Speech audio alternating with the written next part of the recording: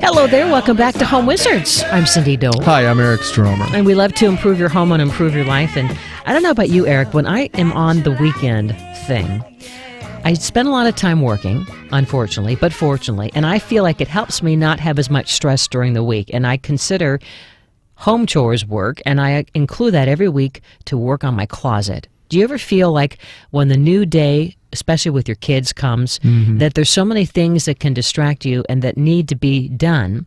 And if you could somehow get ahead, like figuring out how your closet is ordered so you know what clothes to pick or your meals, I mean, how do you get more organized and get time back? Yeah, that's the thing. That's a really good point. And in my world, it's the 3 kids under 14 that the week becomes basically all about their schedule, and then my wife and I work around them getting up, getting the breakfast going, getting the lunches made, get them to school, drop them off. Then your time starts.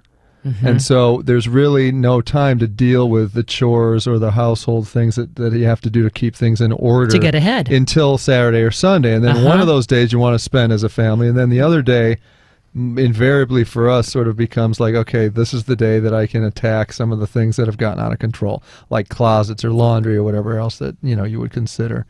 But there's a couple of critical components that I wanted to talk about. So if you don't mind, let's go through this. First of all, laundry, such a huge issue. And how do you do it in your house? How do you handle the whole situation? Well, I think I tend to do laundry on the weekends. Do you? I mean, if I have something that's special, that's pressing, an event, you need to have a certain outfit, I might do it during the week.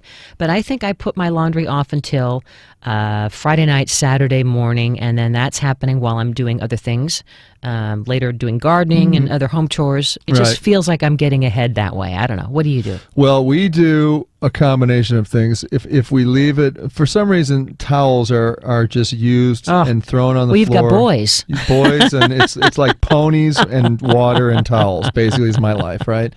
And so, we've tried buying more towels and then trying to put some in another closet and blah, blah, blah. So now it's sort of like, prisoner number 7, here's your towel. It's for the entire week. Take care of it or don't. You're not going to get one. Oh, really? It's kind of gone there a little bit. Like you're issuing a check-in and check-out? Kind of, just because, we have a jacuzzi that the kids love to get in, and then, they'll go in this pool, and then they'll run through the sprinkler, and then, pretty soon there's 50 towels, and then my entire life becomes about doing laundry and being resentful.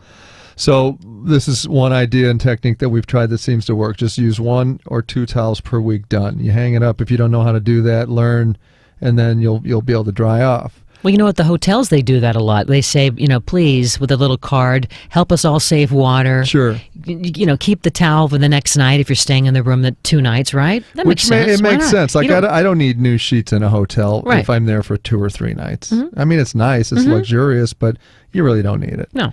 And the same holds true for this. So I like to kind of have, at least some outfits picked out, some things that I know they're going to wear, and then we get to the whole thing of, my dad, I need new shoes again. And we just bought some 3 weeks ago, and now they're small already, right?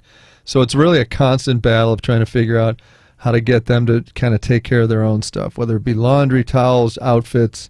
That becomes the most important focus. Now, do you assign your kids to be in charge of monitoring their closet, and do they care, and keeping track of the outfits that they wear or don't wear, so that you're able to focus on less clutter, and also coming up with outfits that match that, so that quickly they can know, okay, I'm going to wear this on Monday. My oldest boy, Wyatt, the 14-year-old, is really into the He's clothes. A designer. He's a guy. He knows what's cool, right? Yeah. He's that guy. So no, he know. My daughter also she's only 5, but she already knows what works. She can put her own outfits together.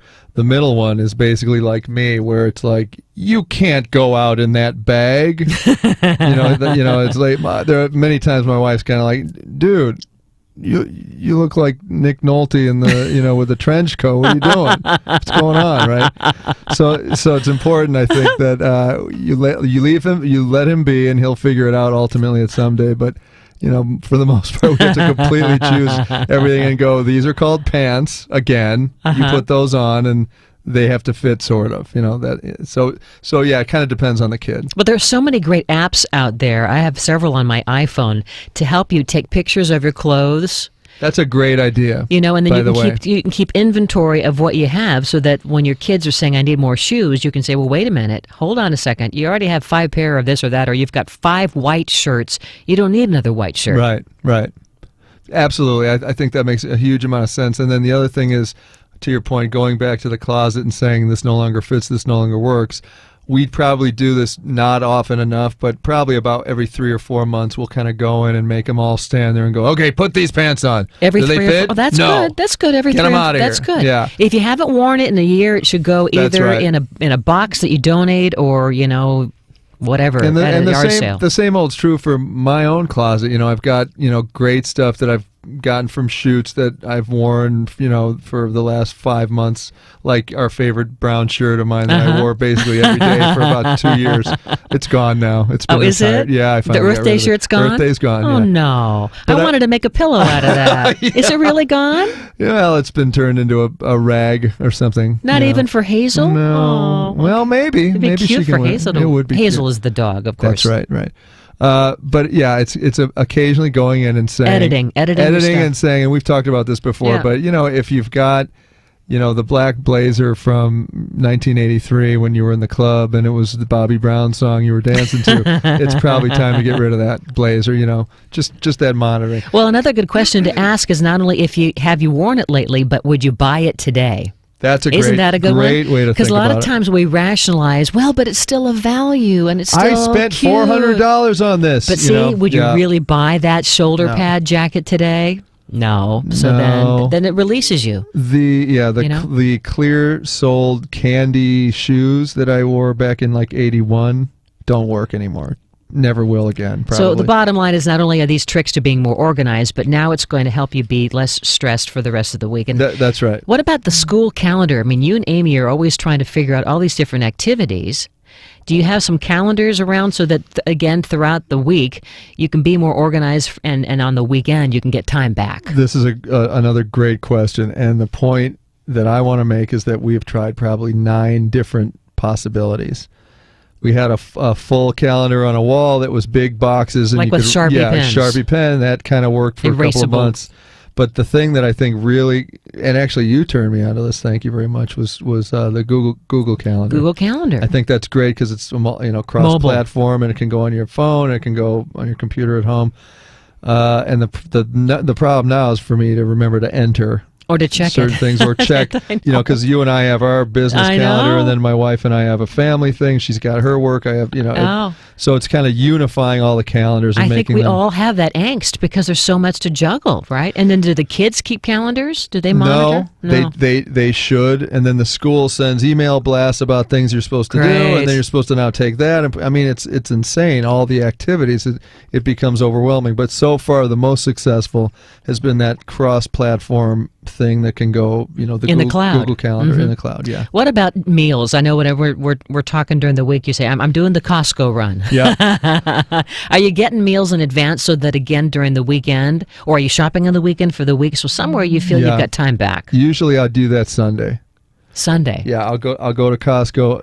I'll do the marinara in the morning, a big pot of marinara that lasts half the week, and I can give the kids lunch with that stuff.